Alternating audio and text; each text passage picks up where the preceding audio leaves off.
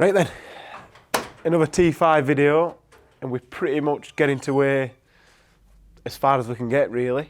It's going pretty well. The engine's been faultless during all this, which is good. Also, we had the oil leak before, but part of building engines, stuff like that happens. So, as you can see, there's a bit of weird stuff going on here. So, this is our little test fuel tank kit with a big, fast, low pressure pump. So this flows absolutely tons, but only runs at lowish pressure. So probably putting about a bar in or something like that. So we've done this because we thought that the fuel pump maybe were running a little bit out of steam in the tank. And when we put this pump, this little gauge on here, which you can't see the other side of it, but anyway, as soon as it got to full boost, there was zero fuel pressure, so the tandem pump were having to suck the fuel from the fuel tank, which it's not the end of the world if it's doing that, but you are giving away a little bit of power if you're not feeding it with some positive pressure. But as you can see, you need a massive pump to do that. Whether we can get some, we have done some twin pump setups. We haven't released them yet, I don't know why, but you can do some sort of twin pump setups and stuff like that that'll get you where you need to be. So, pardon me, maybe we'll release some, but it'll not be in this video anyway. But if you need a better lift pump, emails, we'll see what we can do. So we did that, run it quite a few times now, and we're a bit time pushed now. We need to get this off and get it sorted. So this is where we got, so the green lines, so 550, 555 foot-pound of torque, 348 horsepower as before the fuel pump, and then the red lines are, so what we got there, probably 565 or something like that, and 362 horsepower. That's where we are with the fuel pump on there. So obviously we can't leave that on when we're driving it on the road, so we're going to come up with some ideas for that, but we've not really got time to mess about with that while it's on the dyno. So we'll drive it on the road as it is with a stock fuel pump, see how it behaves. We might end up turning it down, I'm not too sure yet. Anyway, whether we want it to be absolutely balls out when there's two cars on there, I'm not too sure. But we've got tons of headroom if we turn it down, because, oh no, why?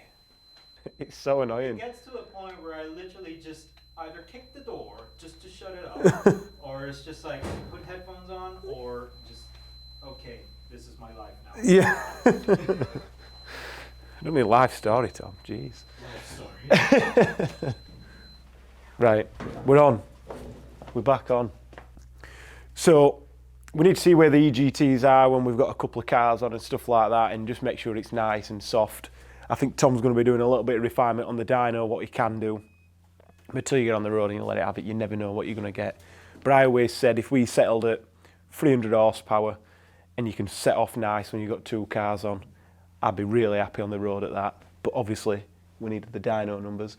A little bit short of the 400 horsepower that we wanted to be at, but looking at the size of the injectors that we ended up fitting, we're on the edge now. We're running like 37, 38 degrees to get where we are now, and that's too much for something like that. They run on these standard turbo with just a tune, you can be up above 40, but them injectors are tiny and these are standard, so we can't really base it on that.